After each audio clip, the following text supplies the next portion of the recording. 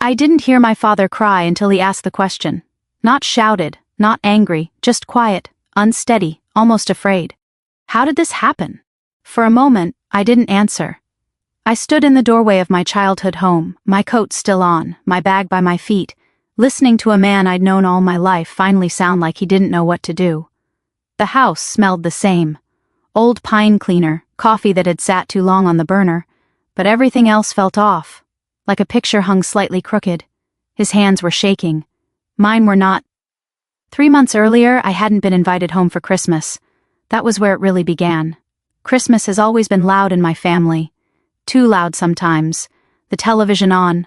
My father clearing his throat before saying grace. My mother fussing over dishes. No one ever noticed. Even when I joined the Navy, even when I moved farther away, Christmas was the one thing that didn't change. A call, a plan, a place at the table. That year, I waited. I was in my apartment near the base, a small place with beige walls and furniture that had followed me through 2 moves. Outside, the parking lot lights flickered on as the sky darkened, early winter settling in. I checked my phone more times than I cared to admit, telling myself I was just passing time. Finally, my father called. He didn't ask where I'd be for Christmas. He didn't say they missed me. He cleared his throat and said, "We figured you were busy with work." That was it. They figured I was busy with work, I would repeat later. Because that's exactly how it sounded, as if they had already decided for me, as if my life was something they could summarize in a sentence and move on from. I said nothing. I didn't argue. I didn't explain. Years in uniform had taught me that not every silence was surrender. Sometimes it was restraint. "All right," I said finally. "I understand." We hung up. No plans were made, no dates were discussed. Christmas passed without my name being mentioned again. On Christmas Eve, I worked a late shift. The base was quieter than usual, the kind of quiet that only happens when everyone else is home. Someone had taped paper snowflakes to the break room window. A radio played old carols, too softly to be cheerful. I ate a reheated meal from a plastic container and thought about how strange it was to miss something you hadn't been allowed to want. I didn't tell my parents how that felt. I didn't post anything online. I didn't call afterward to say I was hurt. I stayed silent because silence had always been my role. I was the one who could handle things, the dependable one, the one who didn't need fussing over. January came, then February. Life didn't pause because my family had. I worked, I trained, I slept when I could. There were long days and short nights, routine and responsibility filling the spaces where resentment might have grown. I told myself that families made assumptions, that they didn't always realize the weight of what they said or didn't say. Then came the call in March. My father's name lit up my phone mid-afternoon. I almost didn't answer, not out of anger, but out of instinct. Something in my chest tightened before I even picked up. His voice was different, thinner, rushed. "Are you free to talk?" he asked. I stepped outside, the spring air cool but promising, and leaned against the building. "What's going on?" There was a pause, papers shuffled. Someone else murmured in the background, my mother, I guessed. "We could use your help," he said. Things got complicated. That was when I agreed to come home. Standing there now, 3 months after Christmas, I finally saw the cost of those assumptions. The house looked smaller than I remembered. My father looked older. The confidence he wore so easily when I was growing up had cracked just enough to let uncertainty show through. "I don't understand how it went so wrong," he said again, his voice breaking. "How did this happen?" I took off my coat slowly, hung it on the same hook it had always been on. The hallway photos still showed me in various stages of childhood, soccer uniforms, awkward school pictures, ending long before my adult life began.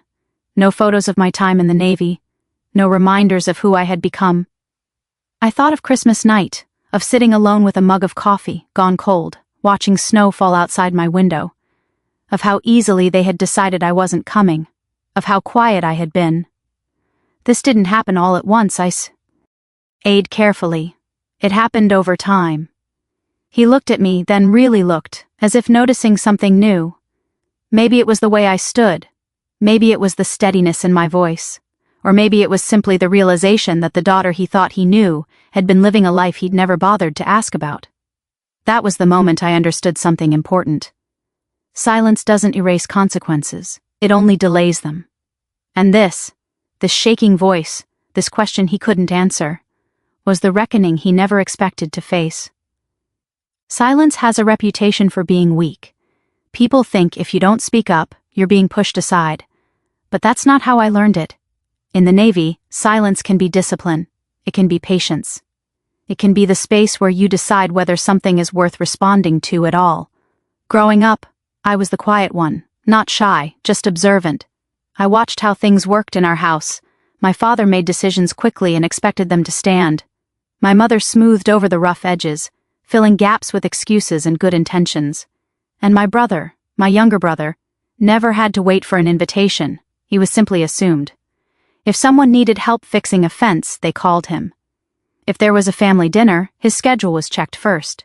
If something went wrong, it was explained away as he didn't know better. I was the one they trusted to manage on my own.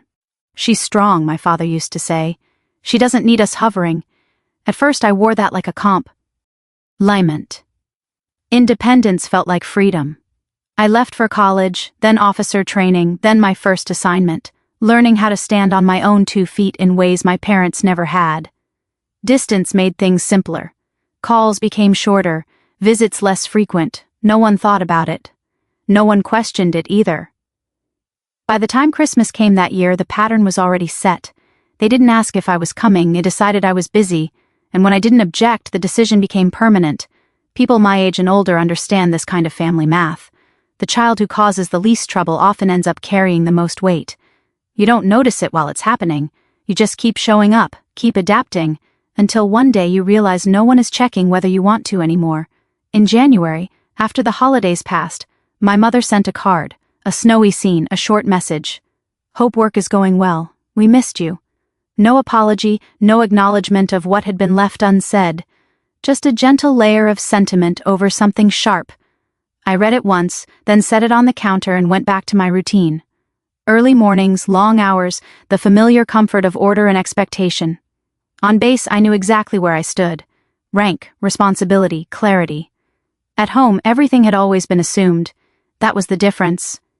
When March arrived and my father called asking for help, I didn't feel triumph. I didn't feel anger either. Mostly, I felt tired. Tired in the way you feel when you've been holding something heavy for a long time without realizing it. That night, after unpacking in my old room, I lay awake listening to the house settle. The walls creaked the way they always had. The clock in the hallway still ticked too loudly. I remembered lying there as a teenager, staring at the ceiling, already planning my way out. Back then, I thought leaving meant escape. Now I understood it had also meant being forgotten. In the morning, my father sat at the kitchen table, papers spread out in front of him, financial, statements, letters, official-looking envelopes he clearly didn't understand. He looked up when I came in, relief flashing across his face before he caught himself. "I'm glad you're here," he said. I nodded. "Tell me what happened." He launched into explanations, missed deadlines, assumptions made, conversations he thought he didn't need to have. Each sentence sounded familiar. Not the details, but the tone. The same confidence that had once filled the house was now fraying at the edges. As he spoke, I realized something else. My silence at Christmas hadn't just been personal. It had reinforced a pattern. By not correcting them, I had allowed them to continue deciding for me. And by doing that, I had stayed in a role I'd outgrown. That didn't mean the silence was wrong. It meant it was incomplete. "I didn't know it was this serious," my mother said quietly, standing at the sink. "If we had known—" I stopped her gently. "You could have asked." The room went still. Not tense, just quiet in a different way. The kind of quiet where something lands and doesn't immediately get brushed aside. My father looked down at his hands. "We didn't think you'd want to be bothered," he said. "You always seem so busy, so capable." There it was again, the compliment that doubled as distance. "I am capable," I said. "That doesn't mean I don't want to be included." He didn't respond right away. He stared at the papers as if they might rearrange themselves into an easier answer. Later that afternoon, while helping sort through documents, I noticed a small thing, a calendar on the wall, still turned to December. Christmas circled in red. Next to it, in my mother's handwriting, were the words, "Just the 3 of us." They hadn't meant to hurt me, that was the truth, but they had meant to simplify, and in simplifying, they had erased me. That evening, my father sat across from me in the living room. The same chair he'd always claimed as his. He cleared his throat, a habit as old as I was. "You didn't say anything," he said. "Not accusing, just stating a fact. At Christmas—" "No," I agreed. I thought that meant you didn't mind." I met his eyes. It meant I didn't think you were listening.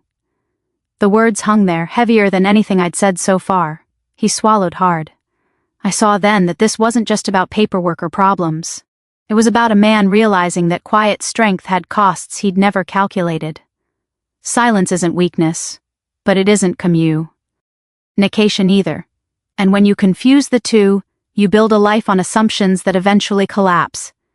That was the lesson beginning to take shape between us, even if neither of us was ready to say it out loud yet. March has a way of pretending everything is normal. The snow melts just enough to reveal old grass and forgotten debris. People start talking about spring, as if winter didn't leave marks. That was the month my father finally admitted things weren't fine. The morning after our kitchen conversation, he asked me to drive with him into town. He said he wanted to show me a few things, which was his way of easing into a subject he didn't fully understand. We rode in silence at first, the familiar roads feeling narrower than I remembered. The diner on Main Street was still there. The hardware store, too. Everything looked the same, which made it harder to accept how much had shifted underneath. He parked outside a small brick building I hadn't paid much attention to growing up. A law office. His hands hesitated on the steering wheel before he opened the door. "I should have handled this months ago," he said as we walked in. "I just didn't think it would turn into what it did." Inside, the air smelled like old paper and furniture polish. We sat across from a man in his late 50s who spoke carefully, choosing words the way people do when they don't want to scare someone but know they might have to. Missed deadlines, assumptions, documents signed without full understanding. Each explanation peeled back another layer of how far things had drifted. I listened, asked questions, took notes. It felt familiar. Briefings, assessments, problem-solving. My father watched me the way you watch someone else take control of a situation you no longer can. Not resentful, just stunned. On the drive home, he didn't turn the radio on, he gripped the wheel tighter than necessary. "I don't get it," he said finally. "I thought we were doing everything right." I looked out the window at fields just beginning to thaw. "You were doing what you'd always done," I said. "That's not the same thing." He nodded slowly as if turning that over in his mind. Then, almost to himself, he said it again. "How did this happen?" That question stayed with me the rest of the day. It wasn't just about legal trouble or paperwork. It was about a man realizing that familiarity can turn into blindness if you're not careful. That afternoon, I went through old files with my mother. She moved quietly, her hands precise, avoiding my eyes more than usual. I recognized that look. It was the same one she'd worn whenever there was conflict growing up, focused on the task, hoping the tension would resolve itself without confrontation. "You could have told us you were upset," she said softly, sliding a folder across the table. "I could have," I agreed, "but I've also been telling you for years, just not with words." She paused, her fingers resting on the edge of the paper. "We didn't think it was that serious."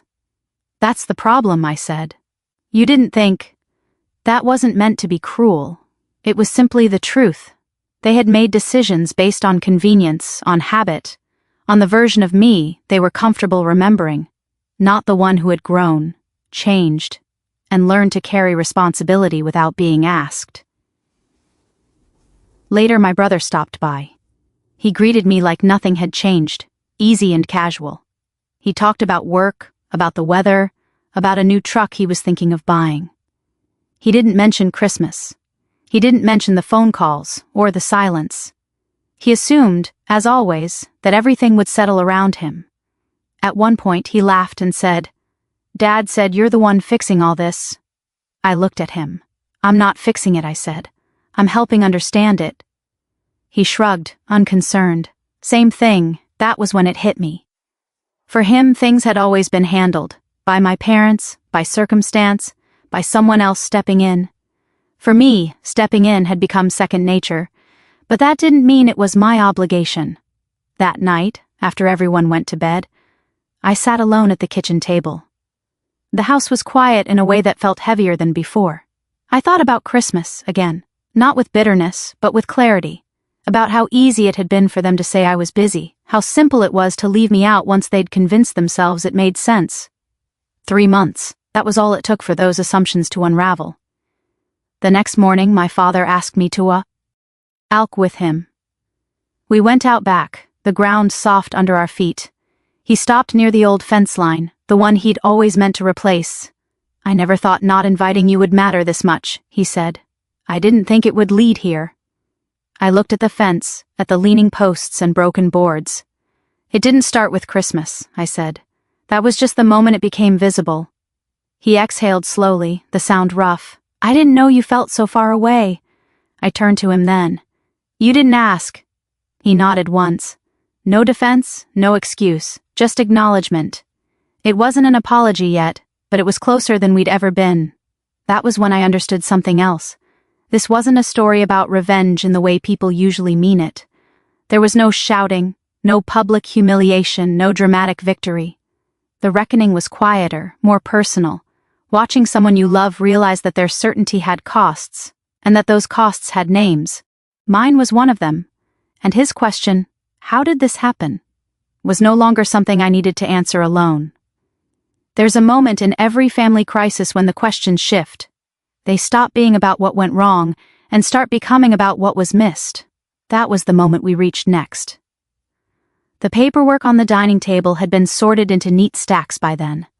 Deadlines circled, notes scribbled in the margins. My parents kept glancing at me as if waiting for a verdict I hadn't given. They still thought the problem was the problem. We didn't yet see the larger absence underneath it. "You seem to understand all this," my father said late one afternoon, "more than we do." I didn't answer right away. I was reading a letter from an agency he hadn't even realized he'd been corresponding with. The language was careful, legal, final in tone. It wasn't threatening. It was worse than that. It assumed compliance. "I understand it," I said finally, "because I've been trained to read what people don't say." That puzzled him. "What do you mean?" I set the paper down. "This letter assumes you won't push back, that you won't ask questions, that you'll accept the version of events they've decided for you." My mother frowned. "Why would they think that?" I looked up at her. "Because it's what you've always done." The room went quiet again. Not the awkward kind this time, the thoughtful kind. It wasn't that my parents were careless. They paid their bills. They showed up for work. They raised 2 children who didn't end up in trouble. But they had relied on familiarity instead of curiosity, on habit instead of attention. They assumed things would continue because they always had. That's what they hadn't known about me. While they were assuming I was busy with work, I had been learning how systems fail, how small decisions compound, how silence from one side is often interpreted as consent by the other. In the Navy, you don't get the luxury of assuming things will work themselves out. You learn to anticipate, to verify, to scale the question before it becomes a crisis. They had never seen that side of my life. That evening, my father asked if I wanted to go through the garage with him. It was his way of doing something physical when his thoughts got too heavy. We moved boxes, sorted tools, dust rising in the slanted light. Halfway through, he stopped and leaned on a workbench. "You never told us much about what you do," he said. "You never asked much," I replied gently. He nodded. "I guess I figured if you needed us, you'd say something." That assumption again, the belief that strength announces itself when it's tired. "I didn't need you to fix anything," I said. "I needed you to remember I was still part of the family." He swallowed. I saw his jaw tighten the way it always had when he was trying to hold something back. Later that night, after my parents went to bed, I reviewed everything on my laptop. Policies, timelines, options. Not because I enjoyed control, but because clarity had always been my anchor. As I worked, I realized how invisible this part of my life had been to them. They still thought of my job as something abstract. Work, something that kept me busy but didn't shape who I was. They didn't know about the responsibility, the weight of decisions that couldn't be undone, the way you learn to stay calm when everyone else is panicking. And they certainly didn't know how much of that discipline had come from learning early on not to expect emotional backup. The next day, my father asked if we could talk alone. We sat on the back porch, the late afternoon sun warming the boards beneath our feet. You always seemed fine, he said. Even when you were younger, you didn't complain. You didn't ask for much. I learned early that not asking made things easier, I said. For us, he corrected quietly. I nodded. Yes. He leaned back, staring out at the yard. I didn't realize how much we leaned on that. That was the thing they hadn't known. My quiet wasn't proof that everything was okay. It was a skill, one I'd learned to survive being overlooked without becoming bitter. When Christmas came and they decided I was busy, that skill had kicked in automatically. Stay composed, don't escalate, accept the situation and move forward. It worked in my career, it just didn't work in a family that mistook endurance for distance. I can help you sort this out, I told him, but I need something first. He turned to me. What? I need you to stop assuming you know what I can handle, I said, and start asking. He didn't answer right away. Then he nodded slowly, deliberately. All right. It wasn't dramatic. It wasn't a promise wrapped in emotion, but it was real. And for the first time, I felt like we were standing on the same side of the problem instead of opposite sides of a misunderstanding. That night, lying in my old bed, I thought again about the question he'd asked when I arrived. How did this happen? The answer was clearer now. It happened because they never saw the work behind my silence, the experience, the strength they took for granted, the life they assumed didn't need space at their table. They hadn't known and I hadn't shown them. But knowing doesn't change the past. It only gives you a chance to change what comes next. We didn't argue. That surprised me more than anything else. When people imagine a confrontation, they expect raised voices, slammed doors, someone storming off to prove a point. But this wasn't that kind of reckoning. It was quieter, slower, the kind that settles into your bones instead of exploding outward. It began over breakfast. My father poured coffee into his chipped blue mug, the one he'd had for years, and set it down carefully. My mother moved between the stove and the counter, avoiding both of us in the way she always had when tension hovered nearby. I've been thinking about what you said, my father began, staring into his cup, about us deciding things for you. I waited. In my line of work, silence is often more effective than interruption. He cleared his throat. I didn't mean to push you out. I know, I said, but intent doesn't change impact. That stopped him. He looked up, really looked, as if hearing me instead of the echo of his own assumptions. You're right, he said quietly. I guess I never asked myself how it felt from your side. That was the opening. Not a dramatic one, but a real one. I'll tell you, I said, but I'm not going to raise my voice to do it. We moved to the living room. The same space where I'd sat through countless family conversations growing up, always listening, rarely steering. My father sat across from me, hands folded, waiting. That alone told me something had shifted. When you said I was busy with work, I began, you didn't just explain my absence, you justified it. You decided it made sense for me not to be there. My mother sat down then, her face drawn but attentive. I didn't think you'd want to come home just to sit around, she said. You've always had more going on. I nodded. I do, but that doesn't mean I don't want a place. My father exhaled slowly. We didn't think of it that way. I know, I said again. That's the problem. There was no accusation in my voice, just fact. Years of learning to speak plainly when stakes were high had taught me that tone mattered as much as words. You've always decided what I can handle, I continued. You did it when I was younger, and you never stopped. You decided I was strong enough to be overlooked. My father's jaw tightened. I'm not saying you meant harm, I said, holding up a hand. I'm saying harm doesn't always need intention. That landed. I could see it in his eyes, the way the idea settled in and refused to be brushed aside. For a long moment no one spoke. The clock ticked. Outside, a car passed on the street, ordinary sounds carrying a conversation that felt anything but, I thought giving you space was respect, he said finally. Sometimes it is, I replied. But space without invitation feels like absence. My mother wiped her eyes with the edge of her sleeve. We never wanted you to feel like you didn't belong.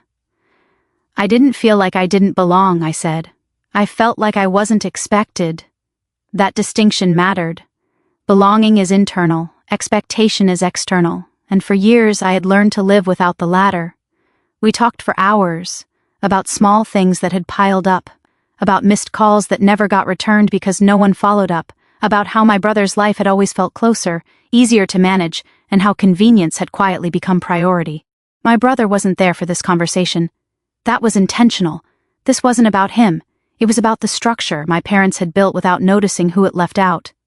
At one point, my father stood and walked to the window, staring out at the yard. "I didn't realize how much I assumed," he said. "I thought I was being practical. Practicality without empathy can be cold," I said gently. He nodded. "I see that now." There were moments when his voice wavered, when mine did too. But no one shouted. No one stormed out. We stayed seated, facing each other, because this wasn't a fight. It was an accounting. By evening, we were drained. My father looked older than he had that morning, as if understanding had taken something out of him. "I don't know how to fix this," he admitted. I leaned back, feeling the weight of the day settle. "You don't fix it all at once. You start by asking instead of deciding." He nodded. "And Christmas? That's not the real issue," I said. "It was just the moment everything else became obvious." He swallowed hard. "I wish I could take it back. I don't need you to," I said. "I need you to remember it." That night, I lay awake again, but this time the silence felt different. It wasn't heavy, it wasn't sharp. It was reflective, like the pause after something important has finally been said. Confrontation doesn't always look like conflict. Sometimes it looks like honesty delivered without cruelty. Sometimes it's two people sitting across from each other, finally willing to see what they've both been avoiding. And sometimes the hardest part isn't saying how you were hurt. It's being heard without anyone trying to argue you out of it. The consequences didn't announce themselves with drama. They arrived quietly, like overdue bills slipped under a door. Once the emotional dust settled, reality stepped back in. Deadlines still existed. Letters still required answers. Problems didn't care that we'd finally talked about feelings. They just waited. That was when my father truly understood what had been at stake. 2 days after our long conversation, a certified letter arrived. He held it like it might burn him, turning it over in his hands before opening it. His shoulders sagged as he read. "They're moving forward," he said, "even after everything we sent." I read it over his shoulder. The language was firm now, less pat. "Ient." It made one thing clear. Choices had been made on his behalf because he hadn't made them himself. "This could have been stopped earlier," I said, not accusing, just stating fact. "I know," he replied. His voice was flat. "I know, that was the reckoning. Not punishment, not humiliation. The simple realization that inaction carries weight and assumptions don't protect you from consequences." We spent the next several days working side by side. I made calls. I drafted responses. I explained processes my parents had never needed to understand before. Each step revealed how exposed they'd been without realizing it. At one point, my father looked at me and said, "You do this kind of thing all the time, don't you?" "Yes," I said. "Just not for myself." That seemed to hit him harder than anything else I'd said. He watched how I stayed calm when conversations turned tense, how I didn't raise my voice when someone pushed back, how I listened more than I spoke. This wasn't bravado. It was training, experience, a way of moving through problems without letting them control you. "I thought your work was just long hours," my mother admitted quietly one night. "I didn't realize it was like this." "It is," I said. "And it teaches you something important." "What's that?" she asked. "That ignoring small things doesn't make them go away," I said. "It just makes them harder to handle later." The irony wasn't lost on any of us. When we finally reached a point where the damage could be limited, where the worst outcomes were avoided, my father sank into his chair and rubbed his face with both hands. "If you hadn't come," he said, his voice thick, "I don't know what we would have done." I didn't respond right away.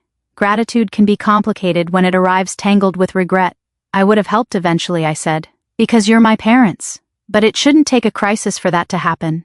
He nodded slowly. "I see that now." That evening, he poured himself a drink and sat alone at the kitchen table.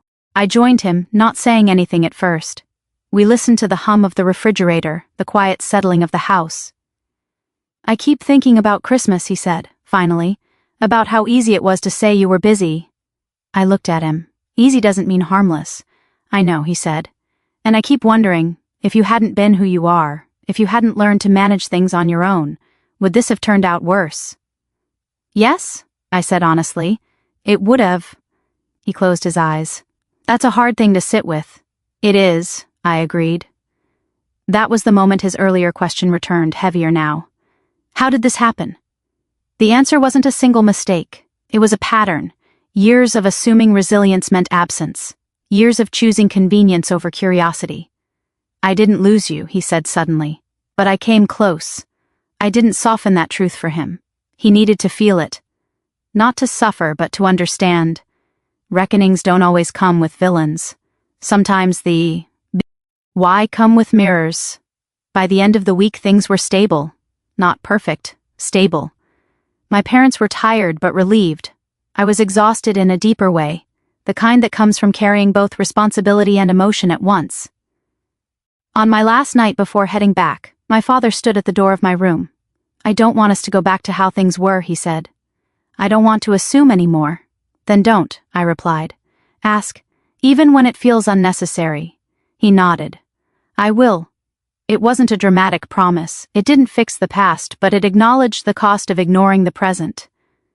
As I packed, I thought about revenge, about how stories like this are often framed as payback, as triumph. But nothing about this felt victorious. It felt sobering. The reckoning wasn't about proving my worth. It was about watching someone realize they had underestimated the price of their certainty. And that realization, quiet, unavoidable, deeply personal, was more powerful than any confrontation could have been. The question came back to him when the house was quiet again. Not the rushed, panicked version he'd asked when I first arrived. This one was slower, heavier. The kind of question that isn't looking for a quick answer. It was my last morning before heading back. The sun had just come up, pale and careful, lighting the kitchen the way it always had. My father sat at the table, both hands wrapped around his coffee, staring into it as if it might explain something if he waited long enough. I keep replaying it, he said without looking up. All of it. I sat across from him. What part? Christmas, he said. And before that, and after. He shook his head. How did this happen to us? That was different. The question had changed shape. It wasn't about paperwork anymore. It wasn't even about decisions. It was about distance. I thought carefully before answering. Not because I was afraid to speak, but because answers like this deserved care. It happened because we stopped checking in, I said. You checked boxes instead. Holidays, calls, assumptions. You thought that was enough. He winced, just slightly. And it wasn't. No, I said. It wasn't. He looked up at me then, eyes tired, older than I remembered. I thought being a good father meant making sure you were okay without needing us. That's part of it, I said. But another part is letting your child decide when they want you. He nodded slowly. I didn't leave you room for that. No, I said. You didn't. There was no bitterness in my voice. That surprised even me. The anger had burned out days earlier, replaced by something steadier. Understanding doesn't erase hurt, but it does change how you carry it. I didn't stop coming home because of Christmas, I continued. I stopped expecting to be asked. That landed harder than I intended. He pressed his lips together, breathing through it. I thought you preferred it that way, he said. I adapted to it that way, I replied. There's a difference. For a long time, we just sat there. The house creaked. Somewhere outside, a lawnmower started up, life continuing, indifferent to personal revelations. I'm sorry, he said finally. It wasn't dramatic, no qualifiers, no explanations. Just those two words. I nodded. Thank you. He let out a breath he'd been holding. I don't know how to undo what I missed. You don't undo it, I said. You acknowledge it, and you do better going forward. He leaned back in his chair, staring at the ceiling. I wish I'd asked more questions. So do I said. But wishing doesn't change things. Asking does. Before I left, my mother hugged me.